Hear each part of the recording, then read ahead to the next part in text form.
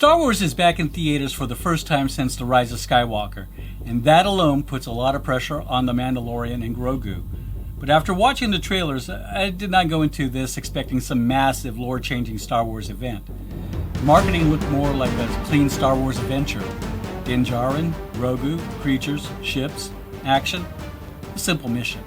And that became the big question for me. Is that enough for the first Star Wars movie back in theaters in years?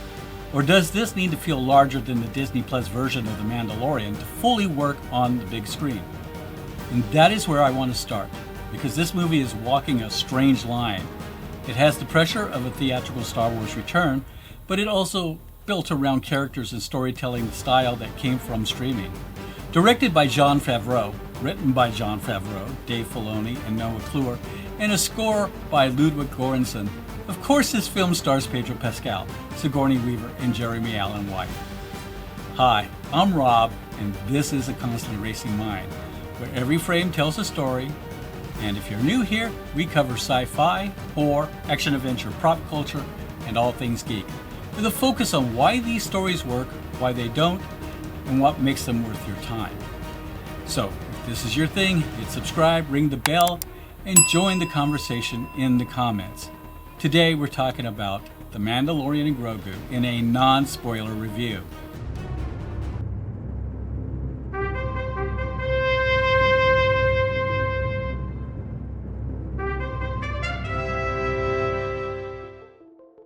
This is a non-spoiler review, so I'm keeping the plot details light. The Empire has fallen, but Imperial warlords are still scattered across the galaxy. The New Republic is trying to protect what the rebellion fought for, and Din Djarin and Grogu get pulled into another mission. This is the basic setup, and that is really all you need to know. The movie is not hard to follow. It is not built like a mystery box. It is not asking you to track 10 different timelines.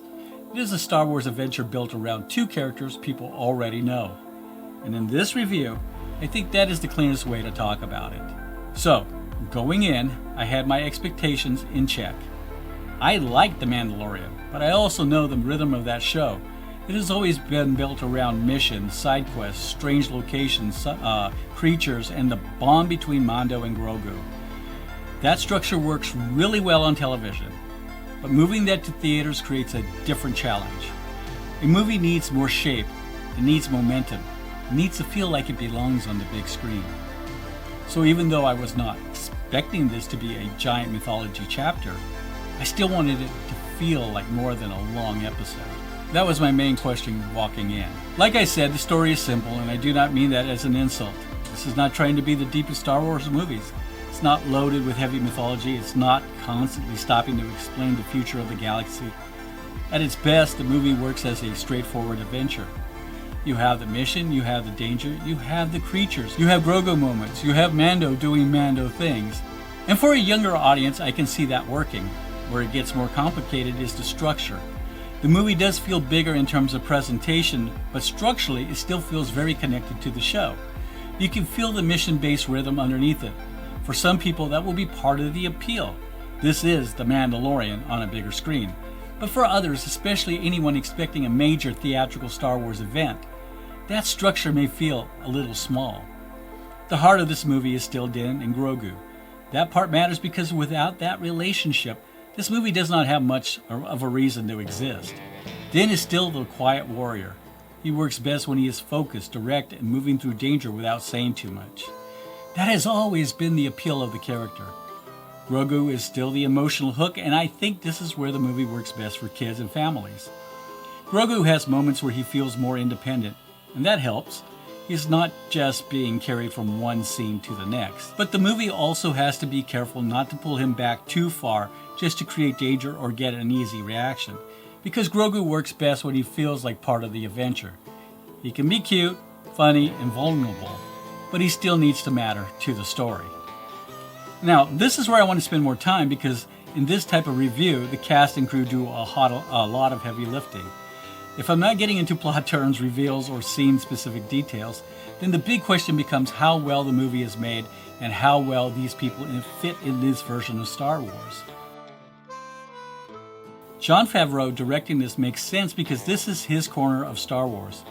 He helped build The Mandalorian from the ground up, and his style has always fit this type of material. Simple character goals, clear adventure structure, practical creatures, digital effect, and old-school genre storytelling. But Favreau's background also goes beyond Star Wars. He directed one of my favorites when my kids were younger, Zathura, a space adventure which was already a family-driven sci-fi adventure with kids, danger, and a strange journey through space. He directed Iron Man, which helped launch the Marvel Cinematic Universe and showed how he could take comic book material and make it feel grounded and fun and accessible. He also directed Cowboys and Aliens, which mixed Western structure with sci-fi imagery. Later, with The Jungle Book and The Lion King, he leaned even harder into digital filmmaking and virtual production. I think this is important for The Mandalorian and Grogu because this movie sits right in the middle of those interests. It's a Western, it's a sci-fi, it's a family adventure. It's an effects heavy, and it is still built around a character who often works better through movement and atmosphere than dialogue. So Favreau is not an odd choice here. He's probably the most logical choice. The question is whether he can make this feel like a movie, not just a larger version of the show. Because the tools are there. He understands the technology. He understands the tone. He understands Din and Grogu.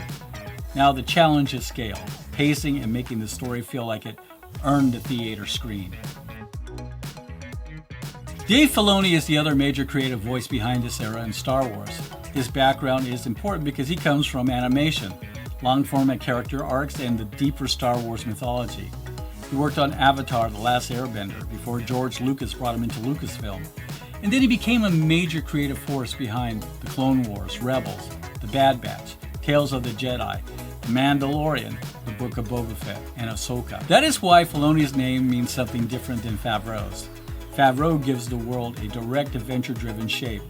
Filoni brings the animated Star Wars DNA, the lore, the legacy characters, the Mandalorian culture, the long memory of the franchise. That can be a strength, but it can also be a challenge, because this movie has to decide how much of that larger Star Wars history it wants to carry. If it leans too hard into lore, it risks losing casual viewers. If it does not lean into it enough, some longtime fans may feel like the movie is too light. Now, for me, Filoni's presence matters most in the way the film treats legacy and continuity. Does it feel like part of the bigger Star Wars world without becoming homework? That is the balance. Noah Kloor is a less familiar name in the writing credits, but he is not new to this corner of Star Wars. He's worked on The Mandalorian, The Book of Boba Fett, and The Mandalorian and Grogu, of course. That matters because this film is not coming from an outside writer trying to learn the tone from scratch. Kloor has already worked inside the Mandoverse, and that has been useful for continuity. He understands the style, the pacing, and the characters, and the specific rhythm of the part of the galaxy. But that also brings the same risk. If the writing team is too comfortable inside the Disney Plus structure, the movie can still feel like television even when the visuals get bigger. So with Kloor, the question is not whether he knows this world. The question is whether the writing team turns this familiarity into a movie that feels complete. Because knowing the sandbox is one thing, building a strong theatrical story inside it is another. Ludwig Göransson returning is a major part of why this movie still feels connected to the Mandalorian show. The music helped define the corner of Star Wars from the beginning. He did not just copy John Williams, he gave Mando his own sound, Western rhythm, synth texture, dark atmosphere, and that lonely traveling warrior feeling. That difference matters in this film because this movie has to balance the musical identities. It is Star Wars, so you want some sense of wonder, scale, and adventure. It's also The Mandalorian, which has always sounded a little rougher, stranger, and more isolated than the main saga films. Göransson has also built a major career outside Star Wars. He has also worked on Black Panther, the Creed films, Fruitvale Station, The Mandalorian, and The Book of Boba Fett. He also won the Academy Award for Oppenheimer, and that score showed how much tension and scale he can create without writing a traditional blockbuster mode. So for The Mandalorian and Grogu, I do not need him to chase John Williams every few minutes. I want the score to keep the Mando identity, then expand it when the story gets bigger. If this movie is going to feel theatrical, the music has to help sell that size. Pedro Pascal returning as Din Djarin is important because this character helped push him into a different phase of his career. Before The Mandalorian, a lot of people knew him from the Game of Thrones as Oberyn Martell, who got his face crushed by the mountain, and Narcos as Javier Peña. Those roles had personality, danger, and presence. But The Mandalorian did something different. It turned him into the emotional center of a Star Wars story while keeping his face hidden most of the time. That's not easy. Din Djarin works because Pascal gives his character restraint. The voice is calm, the movement is controlled, the emotion is held back. You can feel the character thinking even when he's not saying much. And since then, Pascal has become one of the main faces of modern genre storytelling. He plays Joel in The Last of Us, another protector figure traveling through a dangerous world with a child. He's also part of a major franchise work, including Reed Richards in the Fantastic Four: First Steps. So with this movie, Pascal is not just coming back to Star Wars, he's returning to one of the roles that helped define his current screen identity. The challenge is that Din is still a hard character to expand. The armor is iconic, but it also limits what the actor can show physically. That means the movie has to use voice, posture, action, and the relationship with Grogu to give him emotional weight. For me, that is the key with Din in this movie. He can still be quiet. He can still be stoic. He can still be dangerous. But the film needs to remind us why he matters beyond the armor. Grogu is probably the movie's biggest audience connection point. For kids, he is the way in. For longtime fans, he is the emotional center of a specific corner of Star Wars. The movie has to be careful with him. If he is too cute, he becomes a mascot. If he is too powerful, the tension goes away. The best use of Grogu is somewhere in the middle. He should be funny, strange, emotional, and dangerous when the story needs him to be. That is when the character works best. Sigourney Weaver joining Star Wars as Colonel Ward is a big deal because she is the queen of sci-fi, in my honest opinion. She is tied to one of the most important sci-fi franchises ever through Alien, and she brings a certain kind of authority the second she appears on screen. As Colonel Ward, a New Republic figure who works with Din and Grogu as part of the film's mission setup, Sigourney Weaver is a welcome presence, but as her screen time is only around 6 minutes, that is a missed opportunity. You do not bring someone with that much sci-fi history just to have her deliver mission information. She adds presence, but not enough weight to really shape the story. Jeremy Allen White as Rotta the Hutt is one of the stranger choices in the movie, and I mean that in both directions. Rotta is Jabba the Hutt's son, and the film turns him into more of a gladiator and pit fighter trying to get out from under his father's criminal shadow. That idea is interesting because it gives the character more than just a Hutt family reference. But the execution is going to divide people. White's voice is heavily processed, so he does not really sound like the Jeremy Allen White people know from The Bear or Shameless.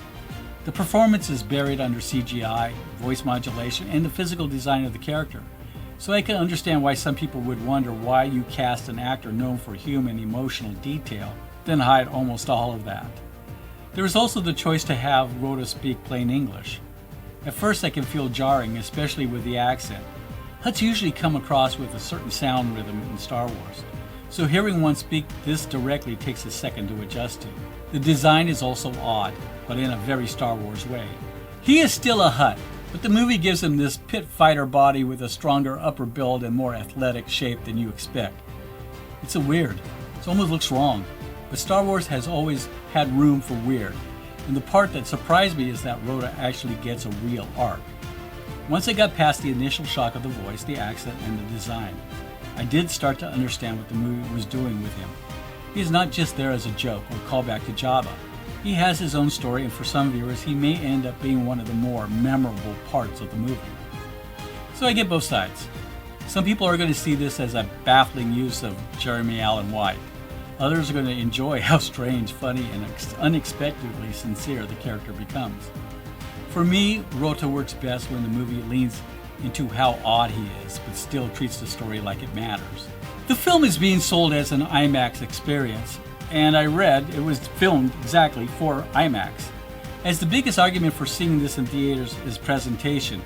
If this movie is not trying to be a giant lore event, then the craft has to do more of the work. The visuals need to feel bigger than the show. The action needs to have energy. The creatures need to feel tactile. The worlds need to feel like places, not just backdrops. This is where the movie can make its strongest case. A simple story can still feel cinematic if the filmmaking gives it weight, scale, and texture. This is one of the safest bets for me with the corner of Star Wars. The Mandalorian side of the galaxy usually works because it feels practical and lived in. Armor matters, ships matter, droids matter, creatures matter, and the little background details matter as well. This is part of why the kid-friendly angle works. Kids do not need a giant lore download to enjoy Star Wars. Sometimes they just need a cool ship, a strange alien, a dangerous mission, and Grogu doing something funny or surprising. But for me, craft still matters. A simple adventure only works if the world feels alive. And this is where I think the movie makes the most sense. Not as a next giant mythology chapter, not as the movie that has to save Star Wars, but as a kid-friendly, entertaining adventure built around Din and Grogu. That doesn't mean the movie gets a free pass. Simple still has to be good. Family-friendly still has to be well made. A smaller story still needs momentum, but I do think that this is a better way to judge it. If you go in expecting huge lore reveals, deep character transformations, and a major shift in the future of Star Wars, this is not the movie for that. But if you go in wanting a clean adventure with Mando, Grogu, action, creatures, and some big screen Star Wars texture, then this is closer to what the movie is actually trying to be. And what worked for me was the basic appeal of the characters. Din and Grogu still make sense together. Their dynamic is simple, but it works. There's something easy to connect with there, especially for younger audiences. I also think the movie benefits from keeping things direct. Sometimes Star Wars gets buried under setup, lore, and the future projects. This feels more focused on giving the audience an adventure they can follow. And from a craft standpoint, this is where the movie shines. The visuals, creatures, actions, and music are the pieces that really feel theatrical.